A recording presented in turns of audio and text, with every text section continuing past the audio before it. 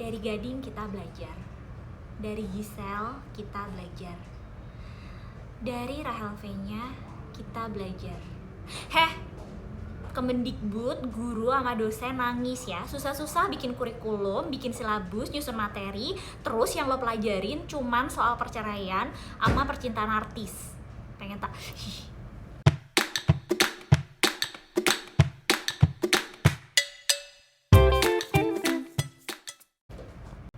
Jadi hari ini kita mau ngebahas soal perceraian dan hak asuh anak. Nah, tema ini di-request sama bapak-bapak, fans beratnya Lambe Turah. Ada Imam M. Ramadan yang request tentang perceraian dan hak asuh anak. Nah, kalau kamu juga mau request tema apa yang mau dibahas berikutnya, langsung komen. Thank you banget karena udah nonton video ini, dan jangan lupa buat like, comment, subscribe, dan turn notification on supaya kalau dosen hukum upload video baru kamu langsung tahu. Jadi perceraian diatur dalam Undang-Undang Nomor 1 Tahun 74 tentang perkawinan. Ingat ya, perkawinan bukan pernikahan. Jadi kalau ada orang ngomong kawin, jangan disalahin terus bilang enak aja kawin, emangnya kucing? Enggak, karena yang bener emang perkawinan, bukan pernikahan. Jadi di pasal 38 disebutin ada 3 hal yang menyebabkan putusnya perkawinan. Yang pertama adalah kematian, yang kedua perceraian, habis itu yang ketiga adalah atas keputusan pengadilan. Lanjut di pasal 39, jadi ada penjelasan tentang perceraian di pasal 2. Untuk melakukan perceraian harus ada cukup alasan bahwa suami istri ini nggak bisa hidup rukun lagi berdua bersama-sama. Sebagai tambahan, yang sering jadi alasan perceraian yaitu salah satu pihak atau kedua belah pihak udah nggak menjalankan kewajibannya. Nah, emang apa aja sih kewajiban istri sama suami itu? Hak dan kewajiban suami istri itu diatur di bab 6 pasal 31 sampai dengan 34. Spesial di pasal 34, menurut aku ya ini kelihatan banget yang bikin bapak-bapak. Kenapa? Lihat ya, jadi di angka 1 itu disebutin kalau suami wajib melindungi istrinya dan memberikan segala sesuatu keperluan hidup rumah tangga sesuai dengan kemampuannya. Nah, aku belum tahu nih maksudnya penafsiran ya secara hermeneutik atau historikal atau gramatikal yang dimaksud dengan kemampuannya itu sampai batasan apa.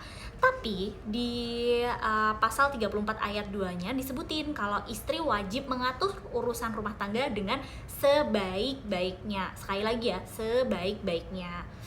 Udahlah, kesel aku. Bapak-bapak emang yang bikin nih.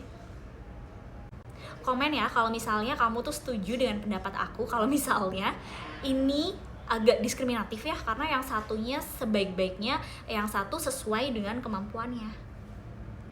Nah, kalau di Undang-Undang Perkawinan sebenarnya bab tentang perceraian itu sebab akibatnya nggak terlalu dibahas dengan detail.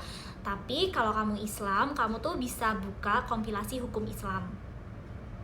Kira-kira aku harus jelasin nggak ya kompilasi hukum Islam? Komen ya yang rasa penting buat aku ngejelasin apa itu kompilasi hukum Islam. Langsung aja kita lanjut ke tahap-tahap perceraian. Apa aja sih? Nah, tata cara tentang perceraian ini diatur dalam PP nomor 9 tahun 1975 tentang pelaksanaan Undang-Undang nomor 1 tahun 74 tentang perkawinan. Jadi di bab 5 tentang tata cara perceraian itu ada pasal 14 sampai dengan pasal 36.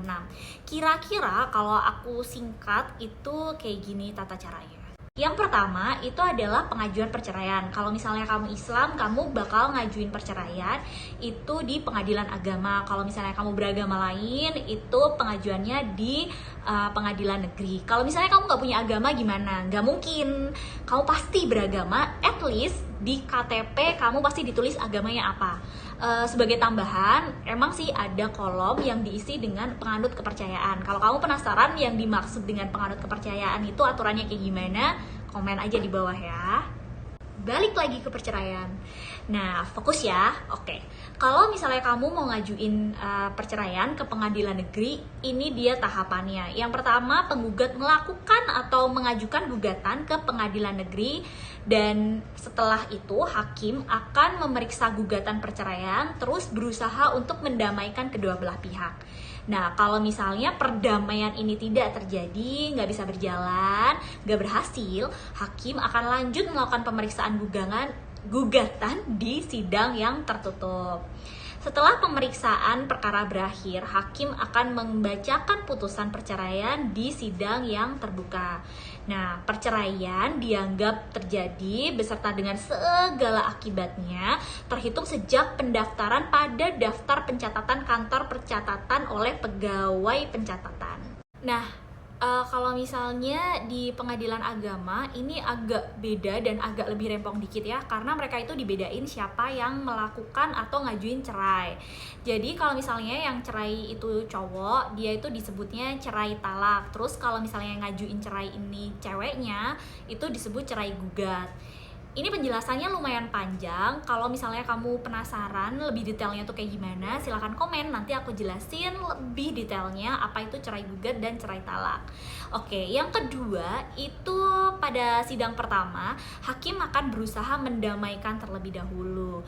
Kalau misalnya ternyata perdamaian ini tidak terjadi, maka permohonan ikrar talak ini akan dikabulkan atau perceraian ini akan diputus dalam sidang yang terbuka untuk umum.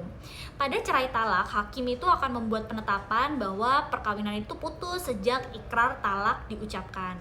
Nah, terhadap penetapan tersebut dan terhadap putusan perceraian pada cerai gugat dilakukan pendaftaran pada pegawai pencatat. Berikutnya, panitera akan memberikan akta cerai kepada kedua belah pihak. Udah deh cerai. Enggak udah deh juga. Sebenarnya tahapannya tuh banyak banget dan melelahkan, jadi semoga kalian gak ada yang terpikir untuk melakukan hal ini. Oke. Berikutnya kita akan ngebahas soal akibat dari perceraian. Perceraian itu membawa banyak dampak kepada kedua belah pihak dan nggak cuma kedua belah pihak tapi juga banyak yang pasti akan terdampak. Contohnya adalah anak. Nah, menurut Undang-Undang Nomor 1 Tahun 1974 tentang perkawinan disebutkan bahwa apabila putus perkawinan karena perceraian mempunyai akibat hukum terhadap anak, maka baik bapak atau ibu tetap berkewajiban memelihara dan mendidik anak-anak semata-mata berdasarkan kepentingan anak tersebut. Bila mana terjadi perselisihan mengenai penguasaan anak-anak, maka pengadilan memberikan keputusannya. Itu diatur di pasal 41. Kemarin ada yang nanya tuh, kalau misalnya ini anak di bawah umur gimana? Kayak misalnya anaknya atau kasusnya Rahel sama Niko gitu ya. Nah, pengadilan biasanya memberikan hak perwalian dan pemeliharaan anak di bawah umur itu kepada ibunya. Hal tersebut merujuk pada ketentuan dalam kompilasi hukum Islam yang mengatakan bahwa anak-anak yang belum berumur 12 tahun adalah hak ibunya. Kalau misalnya anak tersebut telah berumur 12 tahun, maka diberikan kebebasan untuk memilih dia mau ikut ibunya atau ayahnya. Segitu aja kita ngebahas perceraian hari ini. Sebenarnya pembahasan hari ini tuh lumayan gak menyenangkan buat aku secara pribadi, karena menyangkut sebuah tragedi ya, dan perceraian ini pasti akan menimbulkan trauma bagi semua pihak yang terkena dampaknya, bukan cuman suami istrinya tapi juga pasti ke keluarga ataupun ke anak-anaknya. Jadi aku berdoa buat semuanya aja yang udah nonton video ini, semoga kalian tidak pernah dihadapkan dengan hal-hal yang membuat kalian harus membuat keputusan-keputusan seperti ini. Thank you banyak yang udah nonton video ini sampai selesai. Jangan lupa buat komen, like, subscribe, dan turn notification on supaya kamu jadi orang pertama yang tahu kalau dosen hukum upload video baru.